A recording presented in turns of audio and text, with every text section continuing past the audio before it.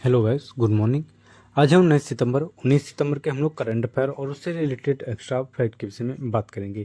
चलते हैं हम लोग पहले क्वेश्चन की ओर। जैसे कि आप लोगों को अगर पीडीएफ की ज़रूरत पड़े तो आप लोग पीडीएफ हमारे टेलीग्राम और व्हाट्सएप ग्रुप पर ज्वाइन कर सकते हैं। वहाँ आपको सारी की सारी पीडीएफ एक साथ भी मिल सकती हैं, एक ही वीक कर मिल सकती हैं। आप लोगों को अगर सारी पीडीएफ अभी तक की एक साथ चाहिए, इस महीने की या पिछले महीने की, तो आप लोग कमेंट में डायरेक्टली आप हमारे व्हाट्सएप या टेलीग्राम पर संपर्क करें, वहाँ आपको मिल जाएगी। चलते हम लोग पहले क्वेश्चन की ओर कि हाल ही में प्रधानमंत्री मोदी ने मध्य प्रदेश में कौन सा महत्वपूर्ण अभियान लॉन्च किया है। हमारा जो राइट आंसर है ऑप्शन बी है, स्वस्थ नारी सशक्त परिवार। बात करें प्रधानमंत्री मोदी ने मध्य प्रदेश में स्वस्थ नारी सशक्त परिवार सहित कई योजनाएं शुरू की हैं। इन योजनाओं का उद्देश्य महिलाओं के स्वास्थ्य और को मजबूत करना और परिवार को सशक्त बनाना है। इसके साथ ही पीएम मोदी ने विकास से जुड़ी अन्य परियोजनाओं का भी शुभारंभ किया है, जिनमें स्वास्थ्य और शिक्षा से संबंधित पहल शामिल है। नेक्स्ट क्वेश्चन है कि हाल ही में भारत भर में मोबाइल कनेक्टिविटी के विस्तार के लिए डाक विभाग यानी डीओपी ने किसके साथ समझौता किया है। हमारा जो राइट आंसर है ऑप्शन सी है, बीएसएनएल के साथ। डाक विभाग यानी डिपार्टमेंट ऑफ पोस्ट और बीएसएनएल के बीच समझौता हुआ है।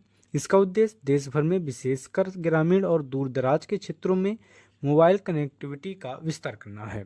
इस साझेदारी से डिजिटल इंडिया मिशन में की भी गति मिलेगी। नेक्स्ट क्वेश्चन कि हाल ही में किस राज्य सरकार ने 3,268 करोड़ रुपए की साथ एवीजीसी एक्सआर नीति 2025 को मंजूरी दी है। जो राइट आंसर ऑप्शन बी है, महाराष्ट्र।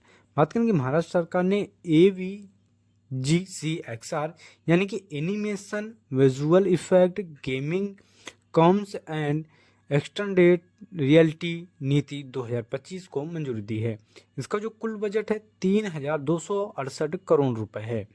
उद्देश्य की बात करें तो राज्य को एवीजीसीएक्सआर क्षेत्र का हब बनाना है और युवाओं के लिए रोजगार सृजन करना है। इससे डिजिटल मनोरंजन और तकनीकी उद्योग को बढ़ावा मिलेगा। नेक्स्ट क्वेश्चन कि हाल ही में पुरस्कार ने 2025 में कंटेंट क्रिएटर्स और इन्फ्लुएंसर के लिए नई श्रेणी पेश की है। वो कौन सी है?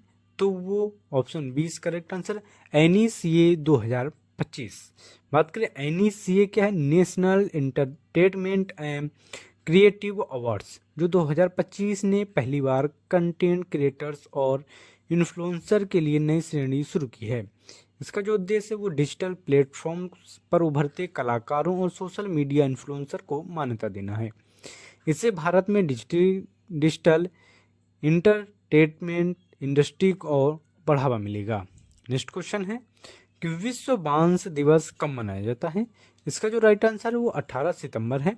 बात करें कि विश्व बांस दिवस यानी वर्ल्ड बॉम्ब डे हर साल 18 सितंबर को मनाया जाता है।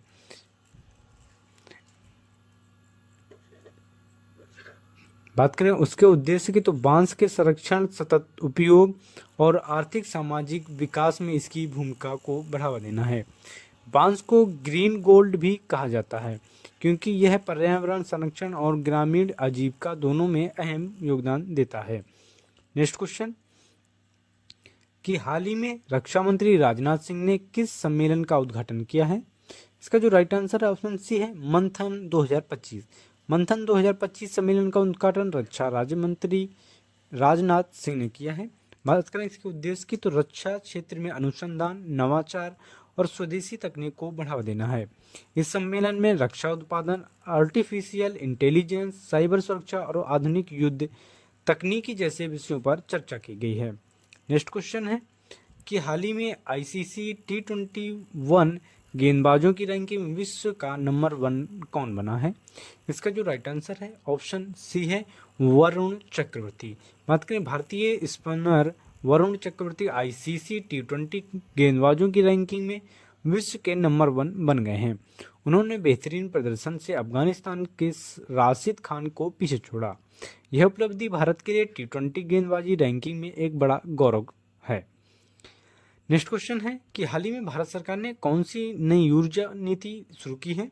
इसका जो राइट आंसर ऑप्शन सी है, भूतत्वीय तापीय ऊर्जा और राष्ट्रीय नीति। बात करें कि भारत में भूतापीय ऊर्जा और राष्ट्रीय नीति की शुरुआत है। इसका उद्देश्य स्वच्छ, नवीकरणीय और सतत ऊर्जा स्रोतों को बढ़ावा देना है। भूतापीय ऊर्जा से बिजली उत्पादन, औद्योगिक उपयोग में तेजी से लाना है। नेक्स्ट क्वेश्चन है कि वैश्विक नवाचार सूचकांक यानी ग्लोबल इनोवेशन इंडेक्स 2025 में भारत का कौन सा स्थान रहा है? तो इसका जो राइट आंसर है ऑप्शन बी है, 38वां रहा है। वैश्विक नवाचार सूचकांक 2025 में भारत 38वें स्थान पर रहा है। भारत लगातार उभरती अर्थव्यवस्था में नवाचार के मामले में शीर्ष पर रहा है। यह रैंकिंग WIPO यानी वर्ल्ड इंटेलेक्चुअल प्रॉपर्टी ऑर्गेनाइजेशन की महत्वपूर्ण भूमिका होती है। नेक्स्ट क्वेश्चन की बात करें कि हाल ही में बिहार सरकार ने किस योजना को विस्तार दिया है जिसके तहत युवाओं और आर्थिक सहायता दी जाती है? इसका जो राइट आंसर है ऑप्शन बी है कि मुख्यमंत्री निश्चय स्वयं सहायता भत्ता योजना।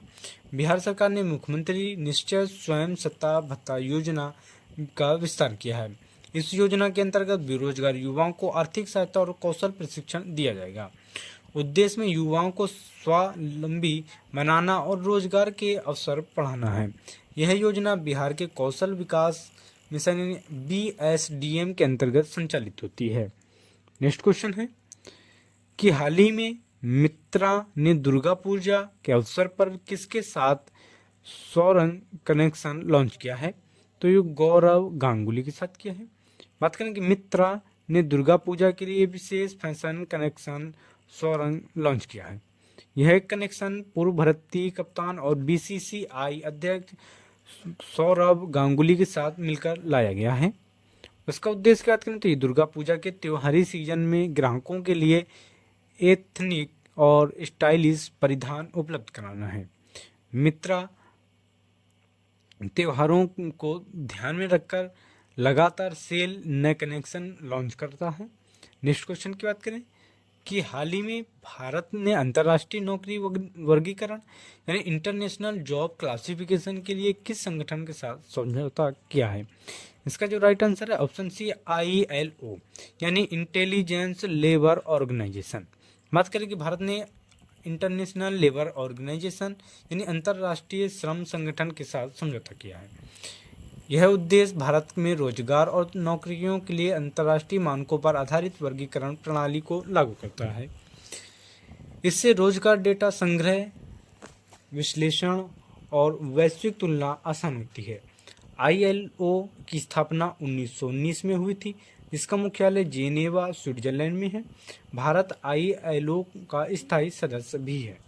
नेक्स्ट क्वेश्चन की बात करें कि हाल ही में डिएगो गार्सिया द्वीप पर सैटेलाइट स्टेशन स्थापित करने के लिए भारत ने किस देश के साथ समझौता किया है?